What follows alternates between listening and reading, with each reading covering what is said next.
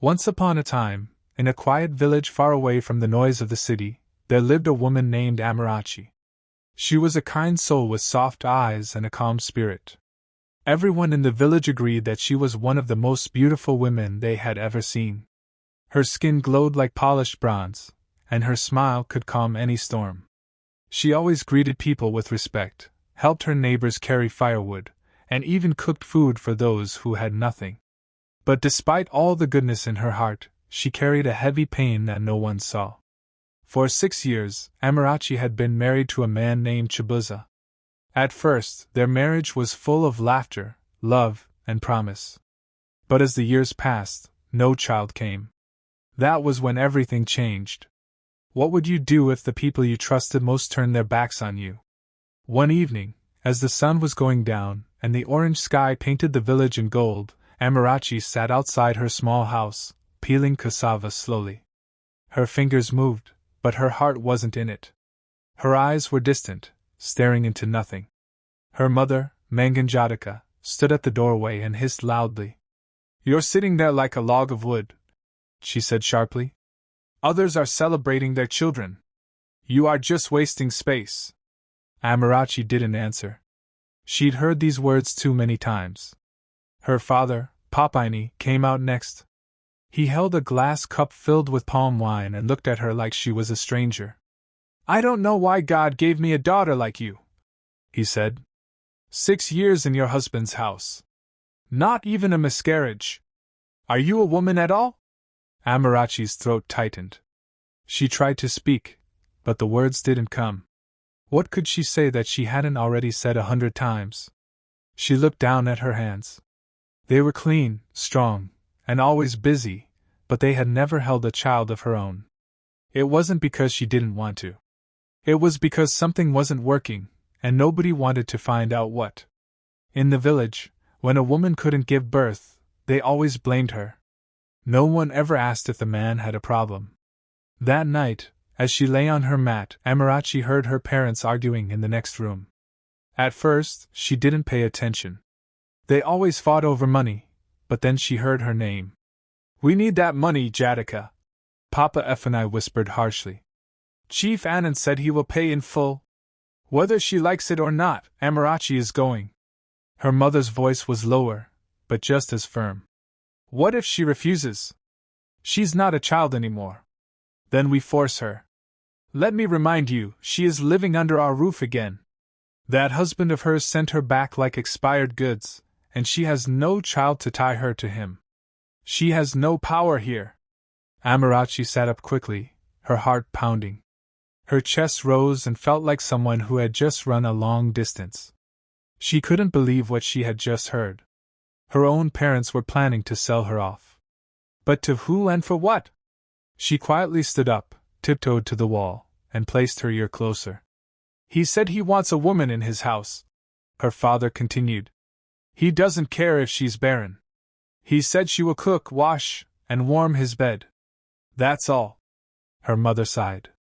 "But Amarachi is not useless. She helps me in the market. She cooks. She's still a good girl." Her father raised his voice. "Then let her be useful to the family and bring in money.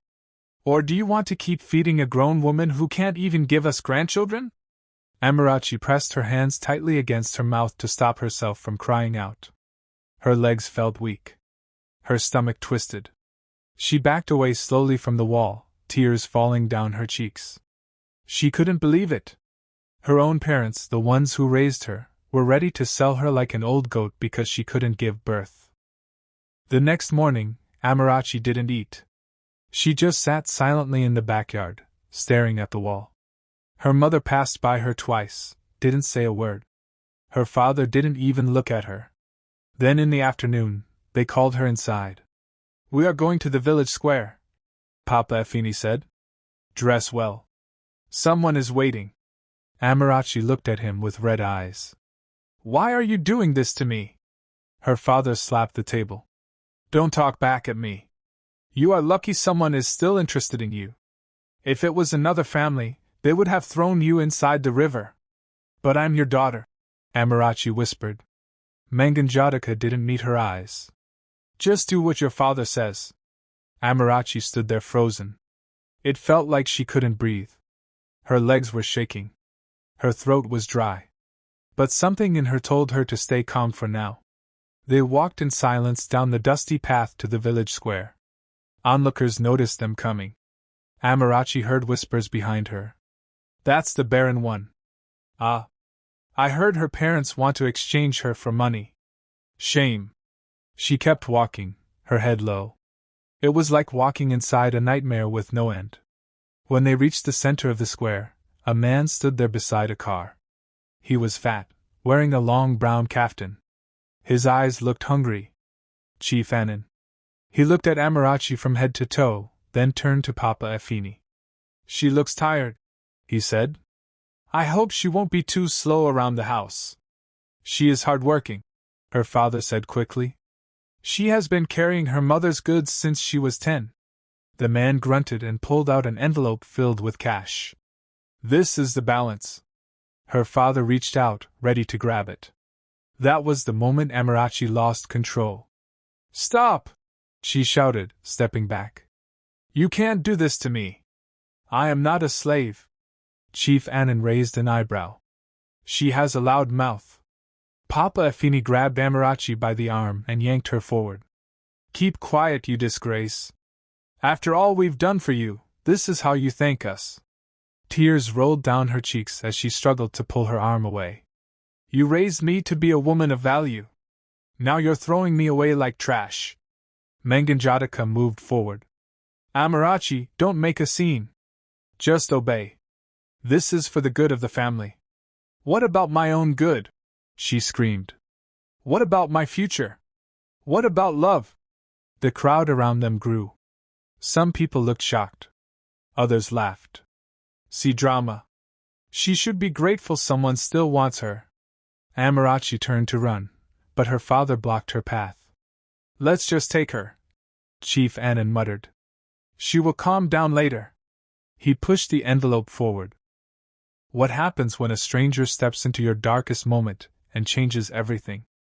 That was when a sleek black SUV drove into the square and stopped. The engine purred like a lion.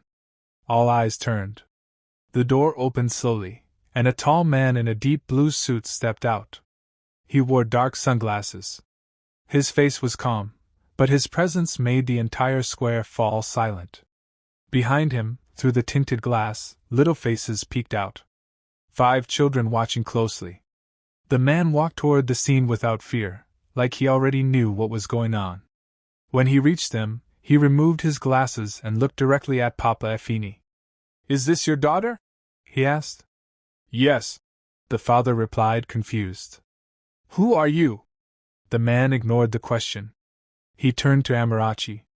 Are you being forced? He asked gently. Amarachi could barely nod, her throat too tight to speak. The man looked back at Papa Effini. How much was he paying? Chief Annan folded his arms. Who are you to interfere? The man turned slowly to face him. I'm someone who doesn't like to watch wickedness in silence. He pulled out a thick leather wallet, opened it, and counted twice the money in Chief Annan's hand. He gave it to Papa Effini and said, Take this, but know you are selling your own soul. Then he turned to Amarachi. You're safe now. Come with me. The crowd gasped. Manganjataka blinked in shock. Who are you? My name is Obi, he said. And I don't buy people. I rescue them. Amarachi's legs felt weak. Her body shook, but somehow she found the strength to walk toward him.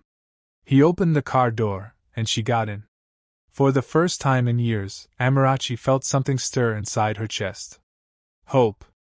The moment Amarachi sat inside that black SUV, everything went quiet. Her heartbeat was loud in her ears. Her body felt heavy, but her hands were shaking.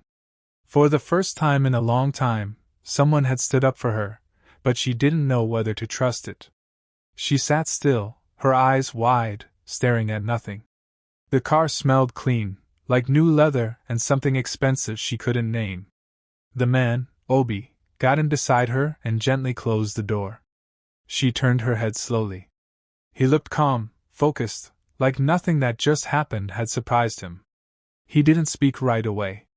He let the silence sit between them, not forcing her to talk. Through the rearview mirror, she saw the children staring at her. 5 of them, their eyes curious, confused.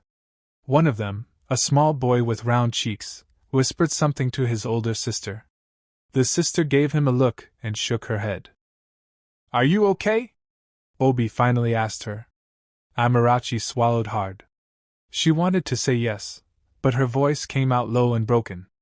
"I don't know." He nodded like he understood. "You don't have to say anything now. Just rest. You're safe." She turned her face to the window and nodded slowly. The driver started the engine. The car moved forward, leaving the crowd and her parents behind as they drove out of the village square. She looked back once, just once. Her father was still holding the envelope full of cash. Her mother was biting her lips, pretending to look sad, but she didn't run after the car. They didn't stop her. They just stood there. That was when she knew they truly gave her away without any shame. Amarachi's tears started again. She wiped them quickly, hoping no one saw. But Obi noticed. "You don't have to hold it in," he said softly. "Let it out if you want." She looked at him sharply. "Why did you do it?" "Because it was the right thing to do. But you don't even know me. I saw enough." They went quiet again. After a while, the youngest child at the back leaned forward and touched Obi's shoulder. "Daddy," he said in a small voice. "Who is she?" Obi looked at Amarachi. "She's someone who needed help," he said finally. "She'll be staying with us for a while." "For how long?" the boy asked. Obi glanced at Amarachi again. "As long as she wants." Amarachi blinked. She didn't know how to respond to that. What did he mean by that? Was she a guest, a servant, a project? She didn't ask. She just kept quiet. It took almost 2 hours to reach the city. As the car left the rough village roads behind, the view changed. Trees became buildings. Dusty huts became tall fences. Bicycles turned into moving cars, buses, and honking bikes. Amarachi sat stiff, eyes wide, like a girl who had never seen wealth up close. And truthfully, she hadn't. Not like this. When the car finally turned into a large compound with a silver gate that opened on its own, Amarachi's mouth dropped slightly. The house was not a house. It was a mansion. White walls, glass windows, green grass, clean driveway, a fountain in front that sparkled as water danced under the sun. Everything looked like a photo from a magazine. The car stopped. A tall, slim woman in a gray uniform came out to open the door. Obi stepped out first. Then the children came out one by one. Amarachi remained seated. Obi turned to her. "You can come out. No one will harm you here." She nodded slowly and stepped out of the car. Her legs felt weak. She stood straight, not wanting to look small in front of all this beauty, but inside she felt like a stranger. The tall woman looked at her from head to toe. "This is Amarachi," Obi said. "She's joining us." The woman didn't smile. She just nodded. "I'm Kechi. I manage things in this house," she said in a firm voice. "Come, I'll show you where you'll stay." Amarachi followed her silently. As she walked, she could feel the children watching her. She didn't dare turn around. Inside the mansion, the floors were smooth and shiny. The walls were white and clean. Paintings hung on them. Big colorful paintings that looked expensive. The air smelled like lemon and something else she couldn't name. A cold breeze from the air conditioner touched her skin. Kechi opened a door at the end of a long hallway. "This will be your room," she said.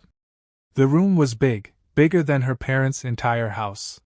There was a large bed with white bed sheets, a wardrobe, and a small table with a flower vase.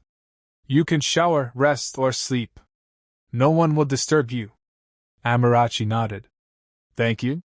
Kechi paused. "You're lucky. Chief Obi is a good man." Then she walked away. Later that evening, Amarachi sat on the bed staring at the walls. She hadn't touched anything. She hadn't opened the wardrobe. She didn't even sit on the pillow. She still felt like a visitor, like someone who didn't belong. A knock came on the door. She jumped. Obi stepped in, holding a tray with a bowl of rice and a bottle of water. "You didn't come out for dinner," he said. "I wasn't hungry," she replied softly. "You need to eat something." He placed the tray on the table and turned to leave. Then he paused. "I want you to feel at peace here. No one will force you to do anything. You're not here to repay me." Amarachi looked up at him slowly. "Then why did you bring me here?" He exhaled. "Because I saw someone who needed a second chance. And I know how that feels." He didn't wait for her to respond. He left quietly, closing the door behind him. The next morning, Amarachi woke up early. She didn't sleep much, but she didn't want to look lazy. She opened the wardrobe. Inside were simple clothes, clean, new, folded neatly. Not expensive things, just decent, normal clothes. Someone had prepared them for her. She picked a plain dress and wore it, then stepped into the hallway. She didn't know where to go. She heard voices and followed the sound. It led her to the kitchen. Kechi was already there cooking. "You're up," she said. Amarachi nodded. "I want to help." Kechi stared at her for a moment. "You don't have to." "I want to." Kechi moved aside. "Fine. Peel these carrots." Amarachi rolled up her sleeves and got to work. Her hands moved fast. Cooking was something she could do well. As they worked together in silence, one of the children came in. The same older girl who gave Amarachi a cold look in the car. She paused when she saw her. "You're the woman from yesterday," the girl said. "Yes," Amarachi replied. "My name is Zara." Amarachi smiled gently. "Nice to meet you, Zara." Zara didn't smile back. "Are you here to replace our mother?" The knife in Amarachi's hand paused. "No," she said softly. "No one can replace your mother." Zara narrowed her eyes. "Good, because we don't want another mother." Then she turned and walked out. Amarachi stared at the carrot in her hand. Her throat tightened again. The rest of the day was quiet. Obi had gone to work. The children mostly stayed in their rooms or in the garden. Amarachi didn't try to force anything. She just stayed in the background helping Kechi, learning the house, watching everything. That night during dinner, Obi called everyone to the table. The children came. Amarachi sat at the far end. Zara sat beside her younger siblings and stared at Amarachi the whole time. Obi noticed. "Zara, do you want to say something?" "Yes," she said boldly. "Why is she sitting here?" "She lives here now," Obi replied. "She's not family. She's welcome at this table." Zara folded her arms. "I don't like it." Obi sighed. "I know this is hard, but being kind is not hard. Let's all be kind." The room went quiet. The youngest boy, Chisholm, looked at Amarachi. "Are you going to leave us too?" he asked. Amarachi's eyes softened. "Not if you don't want me to." He smiled. Zara rolled her eyes. That night Amarachi sat on her bed, feeling a little different, a little warmer inside. Someone had smiled at her. Someone had accepted her. Even if just one child, the journey ahead still looked long. She didn't know what Obi really wanted from her. She didn't know how the other children would treat her tomorrow. But for the first time since her marriage collapsed, she didn't feel like a ghost. She reached for the untouched plate of rice from yesterday and took a small bite. It was cold, but it tasted like hope. Amarachi stood by the window, staring at the flowers in the garden. It was morning again, and the sun was already shining through the glass. Birds flew past the trees, and a gentle breeze made the curtains dance softly behind her. But inside her heart, everything still felt strange. This place, this house, this life, it didn't feel real. Just days ago, she was being dragged through her village square like an object. Now, she was living under a roof so big that her entire village could fit inside the sitting room. But even with all the space, Amarachi felt like she was tiptoeing through another person's dream. She had met people with wealth before, but none like Obi. The man didn't speak much. He didn't boast. He didn't throw money around. But when he spoke, everyone listened. And the way he stepped into her pain without hesitation. That moment at the village square kept playing in her head over and over again. Who does something like that for a complete stranger? Why her? She hadn't even said thank you properly. A knock on the door broke her thoughts. She opened it. It was the youngest child, Chisholm, holding a small drawing in his hand. He looked up at her with wide, innocent eyes. I drew you, he said, smiling proudly. Amarachi blinked, surprised. You drew me? Yes. In the garden when you were smiling at the flowers. She took the drawing gently. It was rough and full of scribbles, but she could clearly see what he meant. There was a woman in a yellow dress standing next to a sunflower. It's beautiful, she whispered. I can draw you again later, he said. I'd like that very much, she replied, kneeling to his height. Don't tell Zara, he added quickly, glancing around. She'll be angry. Why would she be angry? He leaned in and whispered. Because she thinks you'll make us forget our mommy. Amarachi's smile faded a little. She touched his cheek gently. I can never take your mommy's place. I can only be your friend. Chisholm nodded, then ran off, happy with her answer. Later that day, Obi returned from work earlier than usual. He walked into the house dressed in a navy blue suit, his tie a bit loose like he had been wearing it all day. His face was calm, but his eyes looked tired, like someone who carried too many things in his heart. Amarachi, who was helping Kechi arrange the dining table, stood still when she saw him. He noticed. You don't have to pause when I walk in, he said softly. I'm still trying to get used to everything, she replied. He gave a small nod. You're doing well. She didn't know what to say to that. As Obi walked past her, Zara came running down the stairs with a folder in her hand. Daddy, you promised to check my schoolwork today, she said. I didn't forget, he replied. They walked toward the study together, but just before turning the corner, Zara turned her head and gave Amarachi a sharp stare. A stare that said, Don't get comfortable. This is my family. Amarachi felt that stare like a knife in her chest.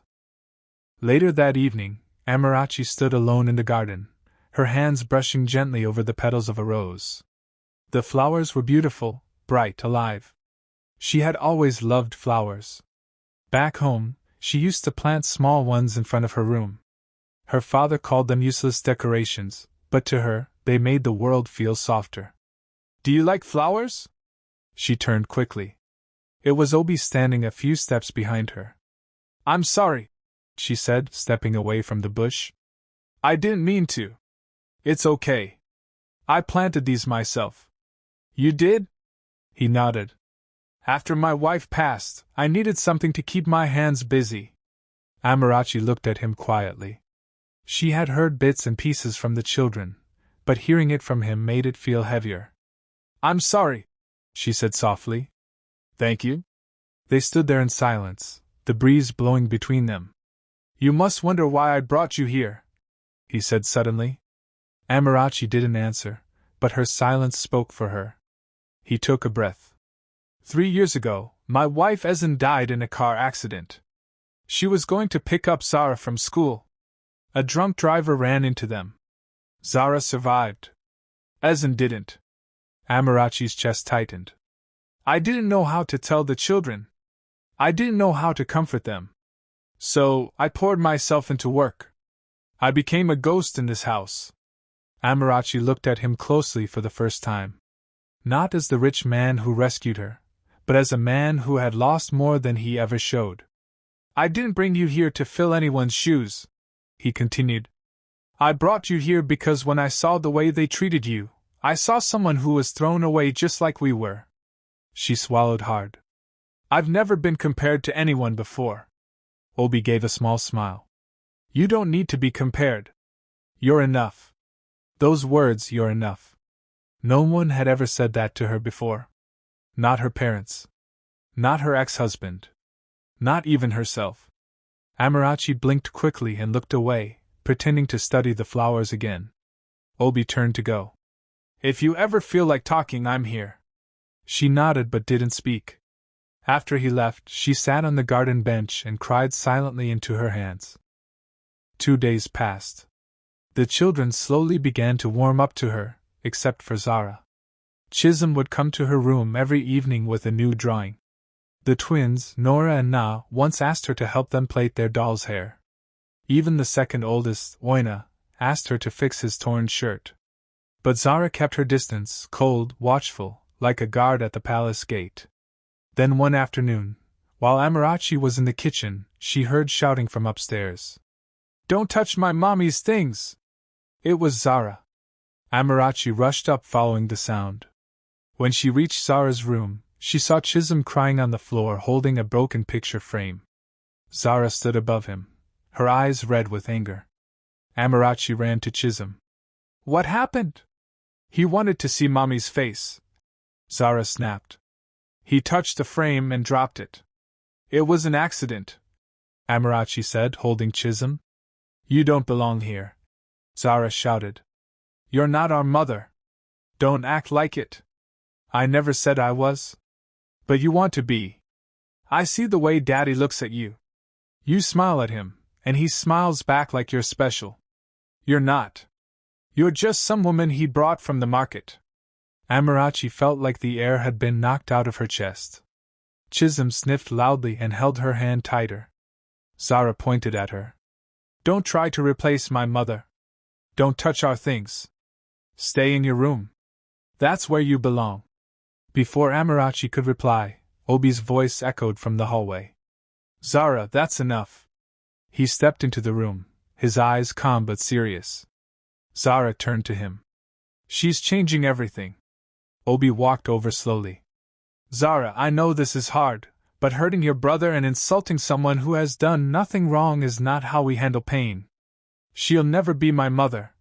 Zara screamed, then ran past them, slamming the door behind her. Obi bent down beside Amarachi and Chisholm. "Are you okay?" he asked. Amarachi nodded slowly.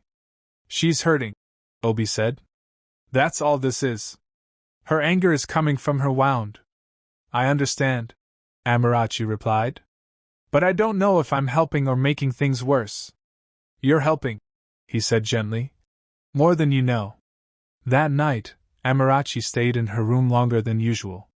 She didn't join dinner. She didn't go to the garden. She just sat on her bed staring at the ceiling. Obi knocked once and came in holding a small photo frame. "I thought this might help," he said, handing it to her. It was a picture of Zara with her mother, Ezin. They were laughing together under the sun, surrounded by flowers. "She loved flowers too," Obi said. "Maybe that's why you remind me of her. Not because you're the same, but because you carry peace with you." Amarachi took the frame and held it close. "I don't want to be another version of someone else," she said quietly. "I just want to be allowed to exist. And that's more than enough," Obi replied. He turned to leave. Then he paused and said something that made her chest squeeze tightly. "You don't know this, but the day I saw you in that village, it wasn't the first time." She looked up quickly. "What?" "I had driven past your street weeks before. I saw you carrying firewood. You gave food to an old man sitting under a tree. That kindness, it stayed with me. That day at the square, when I saw your parents treating you like nothing, I knew I had to act." He looked down, took a breath. "I didn't rescue you because I felt sorry for you, Amarachi. I brought you here because the peace you carry, I want my children to feel it. I want to feel it too." He gave a soft nod and left the room. The photo of Zara and her mother still sat in Amarachi's hands. She looked at it for a long time, then placed it gently on her table. For the first time, she didn't feel like a guest in the mansion. She felt like maybe, just maybe, she was starting to belong. The house was quiet again. It had been 2 days since Zara shouted at Amarachi and stormed out of her room. The air inside the mansion had changed. No one spoke much. No one laughed. Even the younger children who were starting to get close to Amarachi had gone quiet. It felt like the entire house was holding its breath. Amarachi spent most of her time in her room reading, praying, or helping Kechi in the kitchen. She didn't go near the children unless they came to her. And Zara hadn't looked her in the eyes since that night. But inside Amarachi, something had shifted. The picture Obi gave her, the one of Zara and her late mother, still sat on her bedside table. She looked at it every morning. At first, she stared at it with confusion. Now, she looked at it with understanding. Zara wasn't cruel. Zara was broken. And when a child is broken, it comes out as anger. That morning, Amarachi was washing fruits at the sink when she heard soft footsteps. She looked up and saw Oina, the second oldest child, standing by the door. He looked like he wanted to say something, but wasn't sure how. She smiled gently. "Good morning." He nodded. "Can I ask you something?" "Of course." He walked into the kitchen slowly and sat on a stool. "Do you miss your old house?" he asked. Amarachi paused. That question came from nowhere, but it carried weight. "I miss some parts," she replied. "Not the pain, but the few things that felt like home." Oina looked down. "I miss Mom." She dried her hands and came to sit across from him. "I know," she said softly. "I can't imagine how hard that must be." He nodded. His voice became smaller. "She used to help me with maths. Now I hate maths." Amarachi smiled sadly. "Maybe I can help you. I was actually good at it in school." He looked up slowly. "Really?" "Yes." He stared at her for a few seconds, then gave a small nod. "Okay." Just then, Zara's voice echoed from the hallway. "Oina, where are you?" He jumped up quickly and ran out without another word. Amarachi's smile faded. That afternoon, Amarachi stood in the backyard hanging clothes to dry. The sun was hot, but she didn't mind. The fresh air helped her think. Suddenly, she heard the main gate open. She turned and saw Obi walking in. He was on the phone, his voice low and serious. "Yes, I saw the report. No, I don't want to push it yet. Let's wait." A pause. "I said let's wait. I'm not just thinking as a businessman. I'm thinking as a father." Another pause. "Talk later." He ended the call and saw Amarachi. "You're working in the sun," he said. "I don't mind. It reminds me of home." He walked closer, his shirt sleeves rolled up, his tie loosened. "You spoke to Oina?" he asked. "Yes. He said he misses his mother helping him with maths. He hasn't said that to anyone before, not even me." Amarachi looked down. "Maybe he just needed someone who's not trying to be strong all the time." Obi nodded slowly. "They're all still healing. I thought I could protect them by pretending to be okay, but maybe I've made it worse." She turned to him. "You didn't make it worse. You gave them shelter. You gave them safety. That matters." He looked at her deeply. "And what about you? What did you get?" "I got something I didn't expect," she said. "What's that?" "A chance to be seen." Their eyes locked. The breeze blew between them. For a few seconds neither of them moved.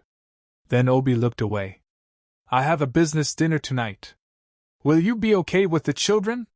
"Yes," she replied. He nodded. "Thank you." That evening, the house felt even quieter than usual.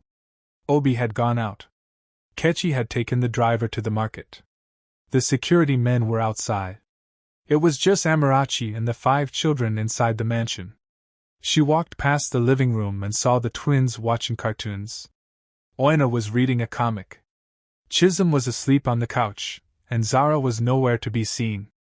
Amarachi turned to go upstairs but paused. A soft sobbing sound stopped her. It was coming from behind the curtains in the hallway. She moved closer and gently pulled the fabric aside. Zara was sitting there, her knees pulled to her chest, her face buried. Amarachi froze. She didn't know what to do. She stood quietly, unsure. Then Zara spoke without looking up. "Why are you still here?" Amarachi swallowed. "Because I was invited." Zara sniffed. "You should have left after the day I shouted at you."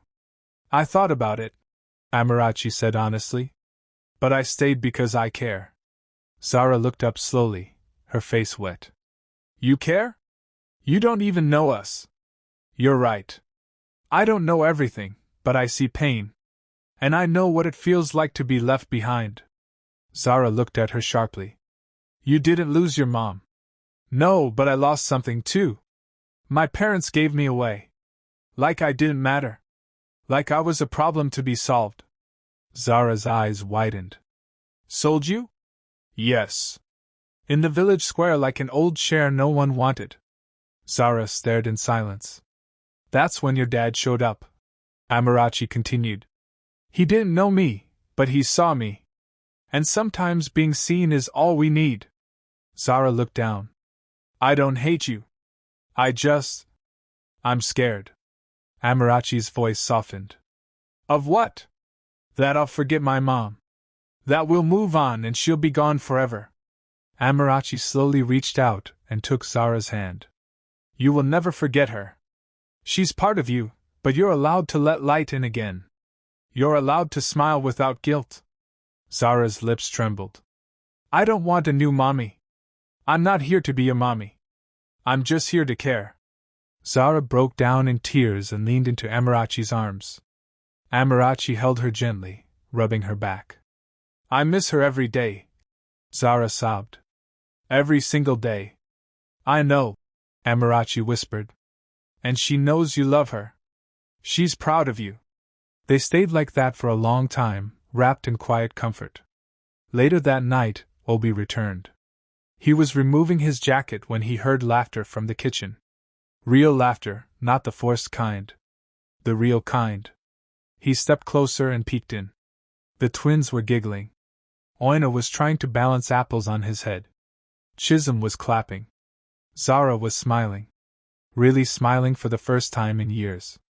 And in the middle of them was Amarachi helping them make fruit salad, laughing gently. Obi stood at the door, silent.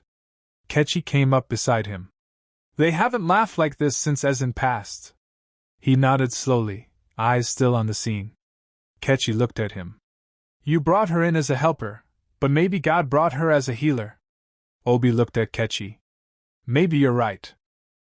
Later that night, Amarachi stood on the balcony looking up at the stars. The cool air brushed her face. The laughter from earlier still echoed in her heart. Obi stepped out beside her. I saw you with the children, he said. She smiled gently. They make me feel alive. You've done more in 2 weeks than I could in 3 years.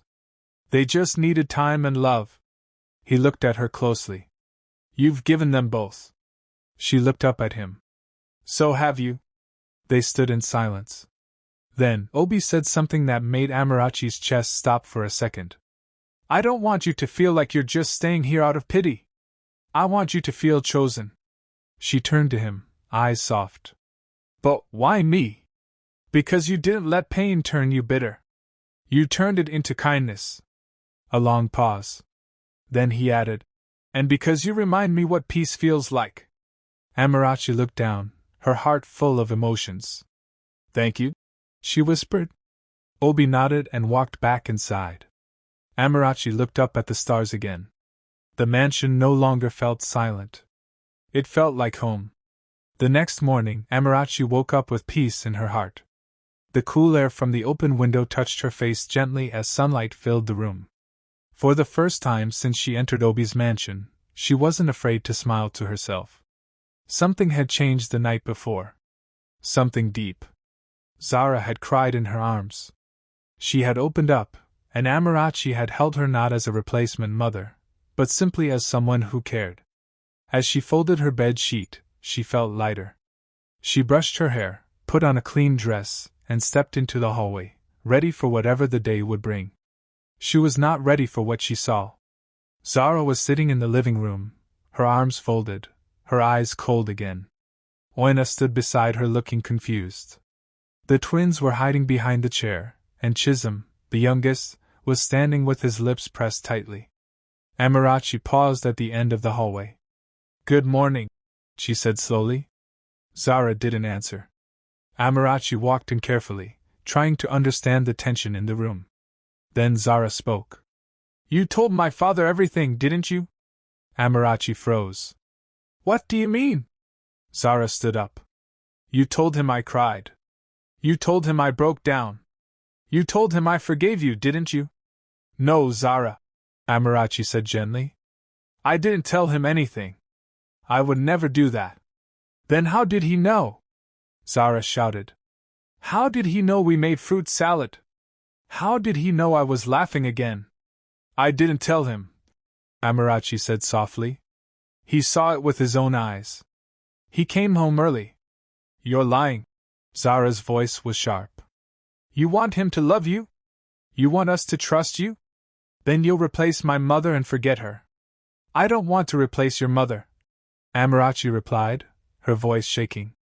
I only want peace. Stop saying that word, Zara shouted. Stop acting like everything is okay. Suddenly, Chisholm started crying. Oina pulled him into his arms. The twins looked scared. Zara turned and stormed up the stairs, leaving the room heavy with silence. Amarachi didn't follow her. She sat down on the couch, her hands shaking. Kechi, the house manager, came in slowly, holding a tray of tea. She placed it down and looked at Amarachi with calm eyes. Walls take time to break, she said, and some walls rebuild themselves overnight. Amarachi nodded. I thought we had reached something real. You did, Kechi said. But grief is like fire. It burns and then hides under the ashes. When the wind blows, it comes alive again. Amarachi looked down. I don't want to hurt her. You didn't, Kechi replied. She's hurting herself, but she doesn't know how to stop. That afternoon, Obi came back from work with his tie already loose and his eyes heavy. He went straight to Amarachi, who was sitting quietly in the reading room. I heard there was shouting, he said. Amarachi nodded. She thinks I betrayed her. Obi sighed and sat down across from her. She'll come around. I thought she already did. Obi ran his hand across his face. Zara is smart.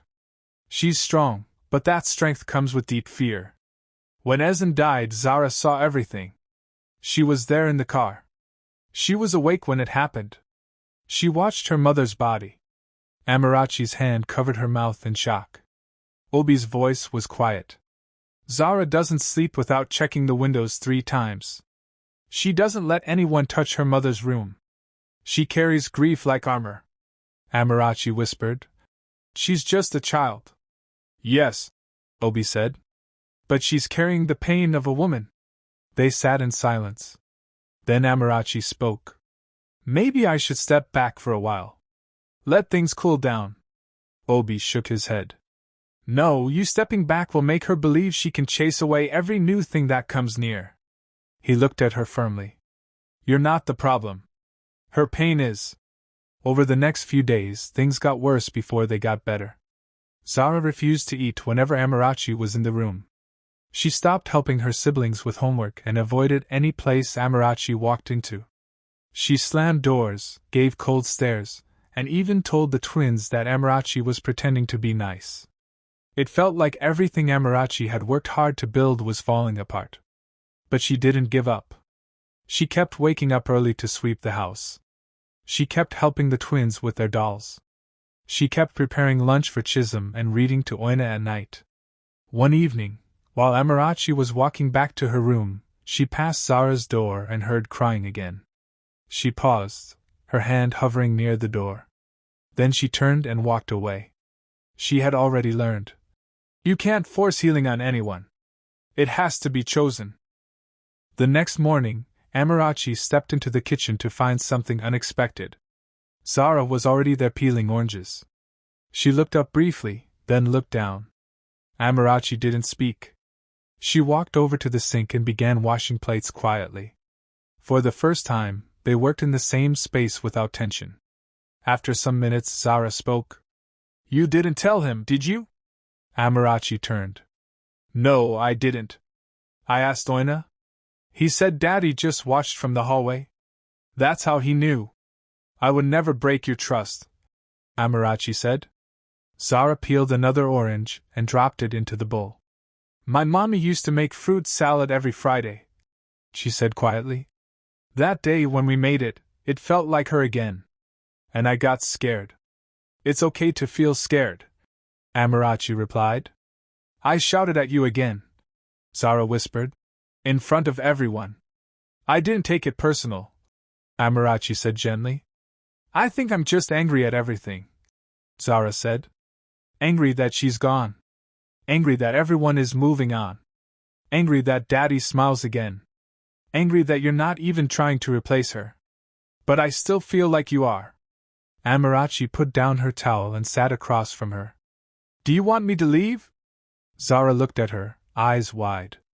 No. Amarachi blinked. No. Zara's voice dropped. I don't want to chase you away. I just don't know how to stop feeling angry. You don't have to fix everything in one day, Amarachi said softly. Healing is not a straight line. Some days are better. Some are worse. You're allowed to feel it all. Zara looked down. You're the first person who talks to me like I'm not a child. That's because you're not just a child. You're a warrior. Zara smiled a little. And in that moment, something finally settled between them. Not like magic, not like a movie, but real, slow, honest. Zara took a deep breath and said something that Amarachi would never forget. I don't want a new mommy, but I wouldn't mind having someone like you around. Amarachi's eyes filled with tears. Then I'll be here as long as you want me to. Zara nodded, wiped her eyes, and went back to peeling oranges. That evening, the family sat at the dining table together. All 5 children, Obi and Amarachi.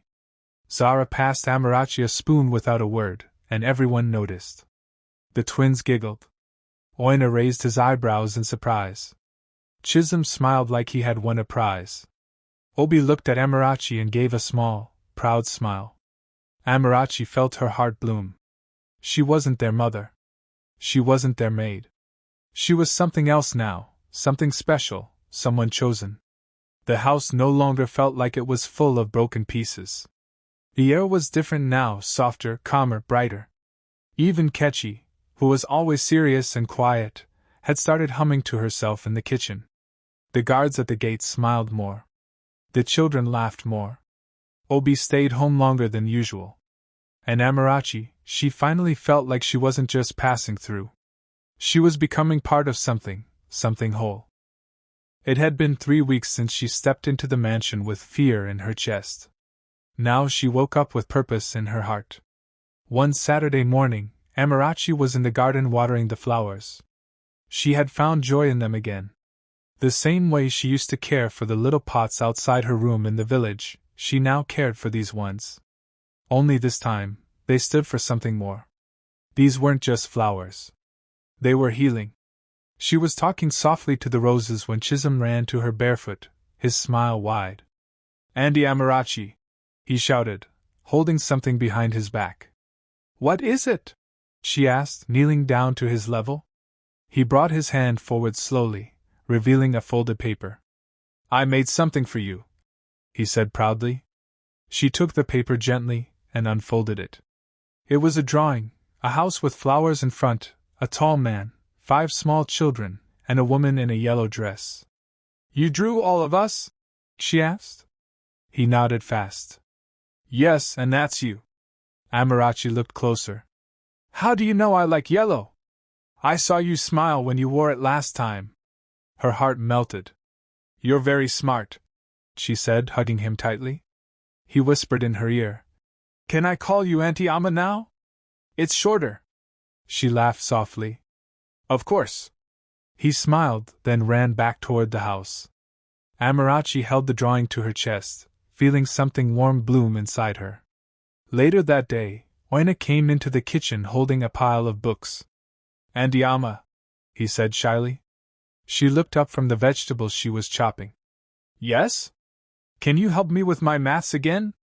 Of course, she said, wiping her hands. They sat together at the dining table. As she explained how to solve the equation, Oina kept sneaking glances at her. She noticed, but didn't say anything. Finally, he dropped his pencil. Auntie Amma. Yes. When I grow up, I want to marry someone like you. Amarachi blinked in surprise, then laughed. You're too young for that, Oina. He shrugged. But I mean it. You're kind, and your voice makes my heart calm. She reached out and touched his hand gently. Thank you. That means a lot to me. He smiled and picked up his pencil again. By evening, the twins had joined her in the kitchen, asking to help fry plantain. They argued over who would flip the slices first. Me first, said Na. No, I was here before you, said Nora. Amarachi laughed. Okay, we'll take turns, but be careful. Hot oil doesn't play. They obeyed her, giggling and competing over who flipped more perfectly. The kitchen was filled with the smell of sweet plantain and the sound of soft laughter. Just then, Zara walked in. Everyone went quiet for a moment. Zara looked at the twins and raised her eyebrow. So, you've joined her now? Nora crossed her arms. She's fun.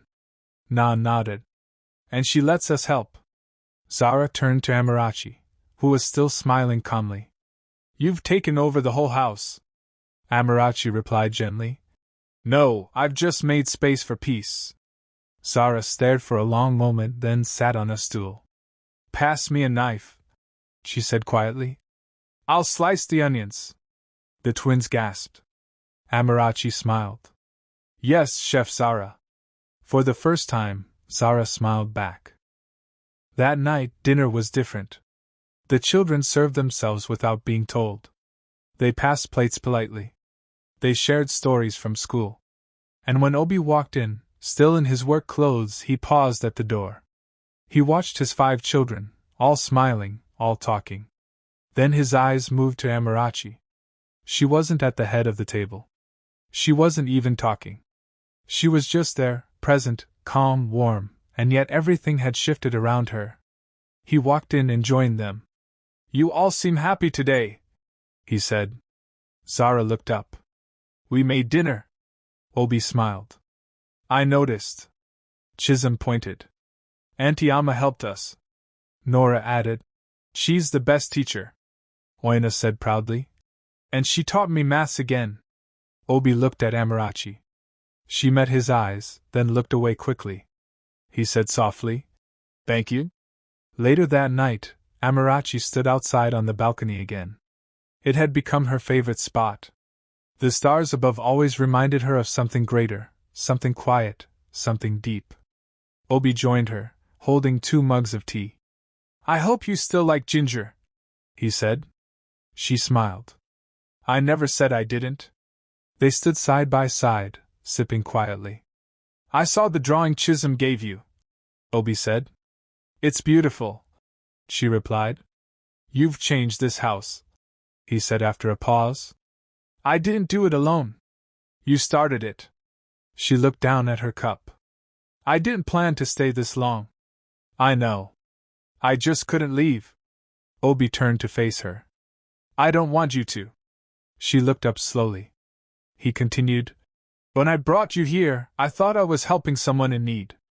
But it turns out I was the one who needed help. You're not weak, Obi. No, but I was lonely, and so were my children. And you walked in like sunlight. Amarachi's breath caught in her throat. I'm not saying this to confuse you, Obi said.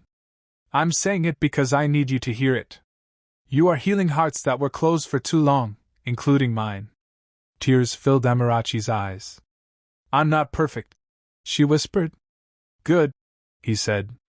Because neither am I. They stood there in silence again. Not awkward, not unsure, just full. Full of something neither of them had planned for, but both of them had prayed for. The next morning, Amarachi woke up to the sound of running feet and laughter. She opened her door to see the twins chasing Chisholm down the hallway. Catch him! Nora screamed. He took the last sweet! Na shouted. Zara followed behind laughing. Oina stood at the corner holding a whistle. No running in the hallway! The house was alive. It wasn't just healing anymore. It was healed. Or at least it had found its smile again. Amarachi smiled too. Then she heard a knock at her door. It was Kechi holding an envelope. "What's this?" Amarachi asked. Kechi handed it to her. "Your parents. They sent a letter." Amarachi's heart dropped. She stared at the envelope for a long time. The envelope felt heavier than it looked. Amarachi stared at it, still sitting on the edge of her bed. Her fingers touched the rough brown paper slowly, tracing the edges without opening it. Her heart beat faster, and her chest felt tight. It had no name written on the front, just sealed, silent, but loud with everything she had tried to forget. Kechi stood near the door, watching her quietly. "Do you want me to take it back?" she asked gently. Amarachi shook her head. "No, I need to see what it says." She opened it slowly, her hands trembling. The paper inside was folded neatly, as if that would cover the mess the words carried. She read the first line.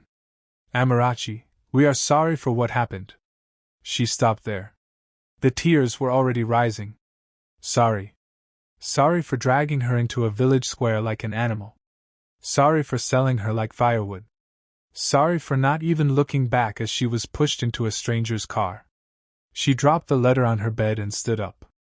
Kechi picked it up and scanned the rest silently. "They're asking to see you," she said. "I don't want to see them," Amarachi replied, her voice shaking. "I found peace here. I don't want to let their poison back in. They said they'll come by the house," Kechi added. "Today." Amarachi's eyes widened. "Today?" Kechi nodded. "It seems they were never really asking." 2 hours later, Amarachi was standing at the top of the stairs when the front gate opened. A security guard walked in, followed by a man and a woman she knew too well. Papa Afeni and Manganjadika, her parents. Her mother wore a wrapper tied tightly under her arms and a scarf on her head. Her father wore a native shirt and slippers. He walked slowly, like a man of dignity. Amarachi almost laughed. They looked like parents coming to visit a daughter they loved, not parents who sold her for money. Zara stood beside Amarachi at the top of the stairs. "Are those your parents?" she asked. "Yes," Amarachi whispered. "Do you want me to call Daddy?" Amarachi nodded slowly. Zara ran to Obi's office. Amarachi walked down the stairs slowly. Her mother's eyes lit up when she saw her. "Amarachi, my daughter." Amarachi stopped a few steps from them. "Why are you here?" Papa Afeni cleared his throat. "Is that how to greet your parents?" Amarachi's voice was steady. "You stopped being my parents the day you exchanged me for an envelope." Manganjadika raised her hands. "We were under pressure. You don't know what we were going through." "I was going through something too," Amarachi said. "But I didn't sell anyone. We came to make peace," her father said. "Now that you found your feet, you thought what?" Amarachi interrupted. "That I would bring you into this house, feed you, give you part of a life I'd built without you." Just then, Obi walked in. He didn't shout. He didn't frown, but his presence filled the room. "Good afternoon," he said calmly. Papa Afeni stepped forward. "Ah, sir, the great man himself. May God continue to bless you." Obi looked at him quietly. "You must be Amarachi's parents." "Yes, sir," her mother replied quickly. "We came to see our daughter. We've missed her." Obi's face didn't change. "You missed the daughter you called cursed? The one you dragged into the open like a criminal?" They were silent. "I was there," Obi continued. "I watched you trade her like yam in the market, and now you're here smiling." Papa Afeni looked nervous. "Sir, things are different now." "No," Obi said firmly. "The only thing that changed is that she found a place where she's treated like a person." Amarachi turned to Obi.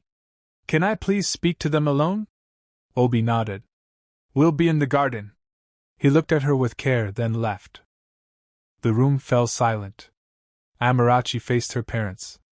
"You have 2 minutes. Say what you came to say." Manganjadika started crying immediately. "Amarachi, we didn't know what we were doing. Your father lost his job. We had no food. Chief Annan promised us help. We thought he'd treat you well."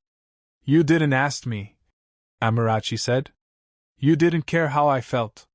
You just handed me over. Papa Effini sighed. We were ashamed. You stayed in your husband's house for 6 years with no child. Do you know what people were saying about us? So you sold me to wash away shame. We didn't know you'd end up with someone like this, her mother said, looking around the house. This house is beautiful. God has really blessed you. Amarachi's chest tightened. Now she understood. This wasn't about regret. It was about opportunity. They had seen where she landed and came to collect. She took a deep breath. You want money? Papa Effini didn't deny it. We're still struggling. Amarachi's voice was clear. You'll get nothing from me. Their eyes widened. I forgave you the day Obi brought me into this house. But that forgiveness does not come with benefits. You left me when I was empty. Don't return now that I'm full. We're your parents, her mother cried. You were my parents, Amarachi said quietly. Now you're just people I used to know. She turned to leave, then stopped. One more thing. I went to the hospital last week just for a general checkup. The doctor ran some fertility tests. Her parents looked confused. Amarachi looked her father straight in the eyes. The problem was never me. I am perfectly healthy. I can carry children. Papa Effini stepped back slowly.